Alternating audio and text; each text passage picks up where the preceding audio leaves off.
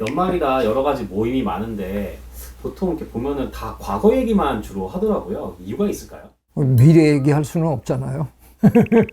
벌어지지도 않은 얘기를 할 수는 없을 거고, 다 지나간 얘기를 하는 건 뭐 어떻게 보면 너무 자연스러운 일이긴 해요. 저는 지금도 이 나이에 중학교 때부터 만난 친구들을 지금도 만납니다. 한 달에 한 번씩 우리들끼리 만나는 적도 있고 부부 동반으로 만나기도 하고, 그런 모임을 지금까지 할 수 있다는 거는 기가 막힌 행복인 거죠. 근데 그 친구들을 만나면 우리는 뭐 하겠어요? 옛날 얘기하죠. 대학 때 얘기, 군대 얘기. 그렇게 한 달에 한 번씩 만나서 얘기를 해도 지겹지 않으니 이거 참 신기하죠. 얼마 전에는 그 친구들이랑 1박 2일 코스로 남이섬에 다녀왔습니다. 정확하게 50년 전에 남이섬에 저희가 동아리 할 때 같이 갔었거든요. 근데 이상하게 제가 그날 가서 야, 여기 50년 전에 우리가 왔었다. 한 명도 기억을 못 하더라고요. 얘기를 아무리 해도 기억이 안 난대. 야, 어떻게 이럴 수 있느냐. 뭐 기억 안 나면 안 나는 거지 왜 그렇게 흥분하냐. 그래서 아니 내가 하고 싶은 얘기가 있어서 그래. 그날 저희가 맨 마지막 배를 타고 섬에서 나왔거든요. 버스가 끊겼어요. 서울로 갈 길이 막막한데 저기서 트럭이 한 대 오더라고요. 제가 트럭을 세웠어요. 길 한가운데서 이렇게 세우고 기사님한테 서울까지만 좀 저희 태워달라. 저희 오늘 여기서 집에 못 간다 이러면. 근데 그게 뒤에 트럭에 사람을 실으면 불법이래요. 저희 그냥 엎드리라 그러면 쫙 엎드릴 테니까 서울 근처까지만 어떻게 데려다 주면 안 되지? 안 돼. 문짝에 매달려가지고 한 500m를 같이 갔거든요. 그래서 그 기사님이 결국은 서울 들어가기 직전에 내려줘야 된다. 그래갖고 제가 그 트럭을 돌려 세워서 다 환호를 질렀던 그 장면이 난 머릿속에 너무나 생생히 있는데 단 한 놈도 기억을 못한다.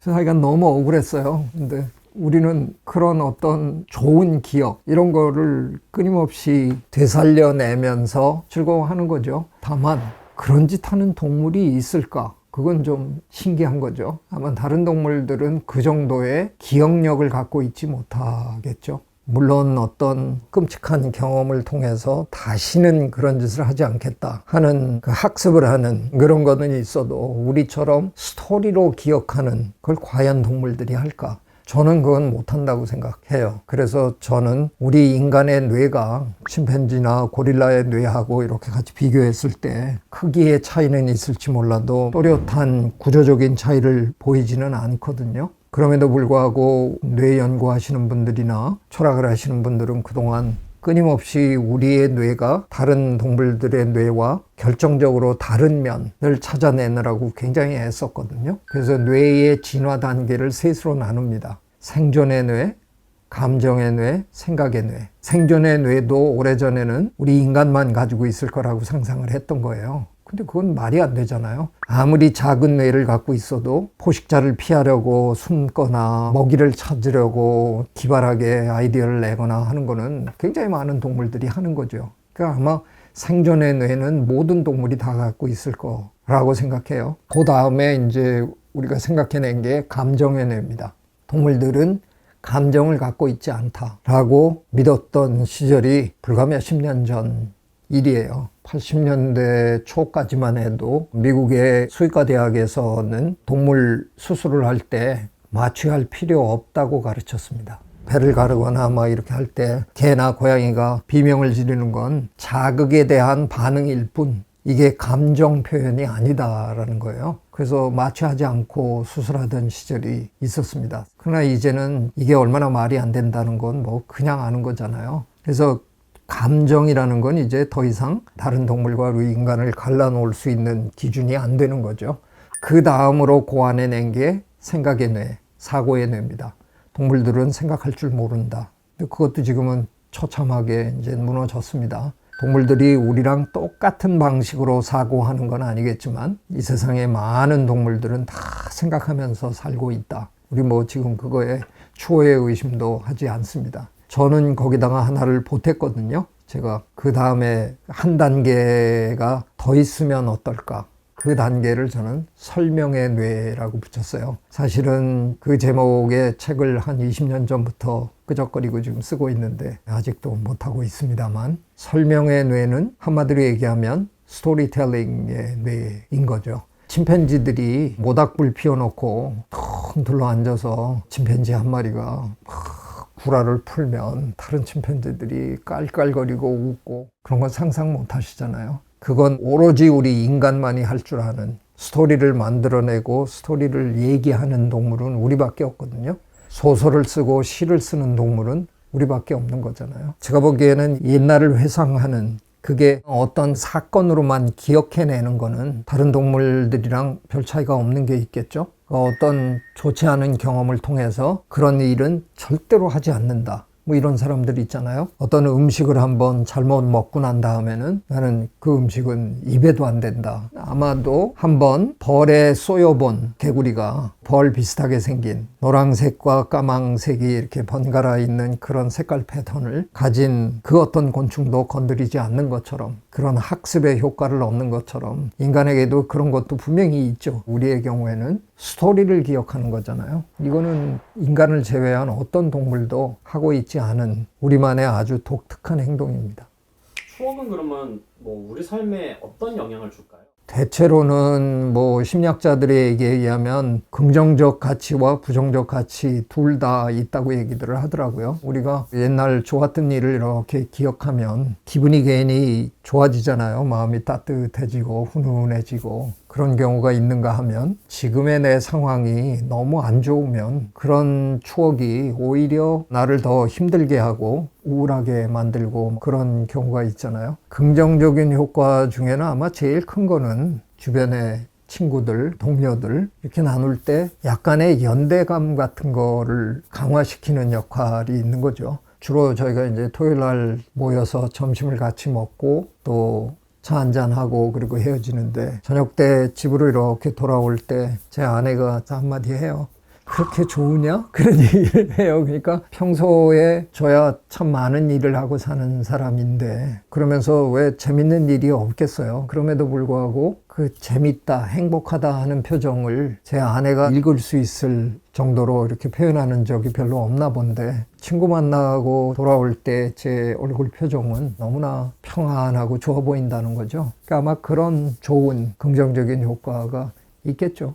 인간은 긍정적인 사건과 부정적인 사건 중에서 무엇을 더 잘 기억하게 설계가 되어 있나요? 그거는 구분해서 할 수 있는 건 전 아니라고 생각해요. 기억이라는 게 단기적인 기억이 있고 장기적인 기억이 있잖아요. 기억이 저장되는 뇌 부위가 다릅니다. 그러니까 아마 대부분의 것들은 단기적인 기억 저장되는 부위에 이렇게 있다가 많은 것들은 망각되고 많은 것들은 걸러지고 용량이 정해져 있는데 모든 걸 다 기억할 수는 없는 거잖아요. 그러니까 웬만한 걸 다 기억해서 제거한다는 거는 굉장히 고마운 일인데, 삭제당하지 않고 장기 저장 장소로 옮겨지는 기억들이 있는 거죠. 근데 그런 기억들이 추억의 영역으로 아마 들어가겠죠. 왜 어떤 것들은 그렇게 오래 기억에 남고 어떤 것들은 사라지고 할까? 뭐 아무래도 그 기억의 효과가 사건의 강도에 따라 아마 달라지는 걸 거 아니에요? 어떤 사건이 감정과 연루가 되면 훨씬 오래도록 기억에 남을 수 있다, 그런 뭐 설명을 하는 분들이 계시죠. 근데 그거는 아까도 제가 얘기 드린 것처럼 어떤 결정적인 정말 너무 뼈아픈 사건으로 치명적인 어떤 영향을 받아서 기억하는, 그거는 굳이 감정과 연루가 돼 있지 않더라도 상당히 오랫동안 기억에 남을 수 있죠. 사실은 우리의 행동의 많은 부분이 그런 사건들로부터 받은 훈련의 결과잖아요. 그런 과정을 통해서 그 사람의 매일매일의 행동 거지가 다듬어져 있는 거니까 그런 것도 전부 기억의 영역이긴 한데, 우리가 흔히 이제 기억을 되살린다, 추억을 되살린다 뭐 이럴 때 생각하는 그런 기억은 아무래도 감정과 연루돼 있는 경우가 많겠죠.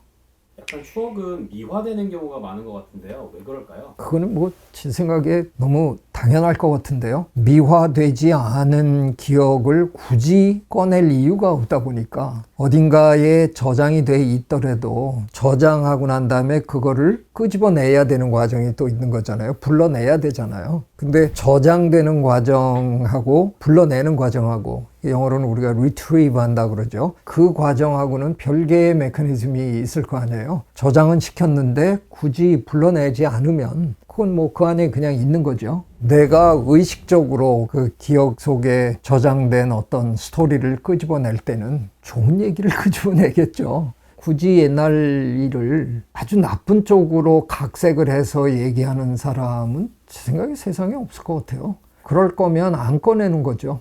아마도 그 남이섬 사건도 저만 기억하는 이유는 제가 아마 상당히 멋있게 각색을 했나 보죠. 근데 다른 친구들 머릿속에서는 전혀 기억할 만한 가치조차 없는 별 볼 일 없는 일이었는지도 모르죠. 근데 그거는 어쩌면 제 머릿속에만 있는 일인지도 모르죠. 추억을 저희 삶에서 어떻게 하면 좀 긍정적으로 활용을 할 수 있을까요? 저도 만만치 않게 재밌게 얘기하는 스타일이긴 한데 그런 게 자기 개인의 삶에도 상당히 도움이 되거든요. 굳이 잘못된 기억을, 비참했던 기억을 자꾸 되살려서 점점 자기를 위축하게 만드는 것보다는 제가 태생적으로 긍정적인 성향의 사람이라서 그런지 무슨 일을 이렇게 당했을 때도 옛날에 그런 좋았던 추억, 내가 잘 해냈던 그런 추억 이런 게 머릿속에 먼저 떠오르고 그로 인해서 제가 힘을 받는 것 같아요. 저는 실패한 거는 그렇게 기억에 많이 담아두지 않는 것 같아요. 잘했던 거를 주로 기억해내고 아이 뭐 또 잘하면 되겠지 그렇게 사는 편인데 때로는 그런 게 저는 도움이 된다고 생각하거든요. 주변에 저의 그런 스토리텔링 능력이 불편하지 않으신 분들 중에는 긍정적인 평가를 해주시는 분들도 계세요. 전생하고 같이 있으면 괜히 기분이 좋아진다. 똑같은 얘기를 해도 기분 좋아지게 얘기를 잘해줘서 고맙다. 그런 얘기를 하시는 분들이 뭐 제 주변에 종종 있는 걸로 저는 그 옛날 추억을 가능하면 아름답게 각색해서 꺼내놓는 거 그리 나쁘지 않다고 생각합니다. 마지막으로 송년 모임에서 매년 들었던 옛날 얘기에 지치신 분들에게 한마디 위로의 말씀 해주신다면? 사실은 그런 자리는 서로 한 얘기 또 하고 한 얘기 또 하면서도 그냥 즐거워할 수 있는 게 그게 친구잖아요. 개인적으로는 제 가까운 친구들이 얘기하면 저 소리 다 알아요. 근데도 재밌어요. 그런 거 아닐까? 그래서 제가 얘기 드리는 게 이 스토리를 공유한다는 게 그게 그 스토리의 디테일을 우리가 새롭게 알고자 하는 게 아니라 그 스토리를 서로 나누면서 서로 간의 우정이나 서로 간의 연대감을 다시 한번 이렇게 돈독하게 만드는 그런 역할을 하는 건데 그걸 굳이 얘기 들었다고 하지 못하게 하는 건 저는 좀 매정한 생각이 들어요. 저는 한 번도 그런 느낌 안 들었어요. 또 한 얘기 또 하고 그래도 뭐 좋아요. 물론 뭐 알코올의 영향으로 한 얘기 또 하시고 하는 그거는 좀 못 참겠지만 그런 게 아닌 다음에는 저는 잘 들어주는 편이에요.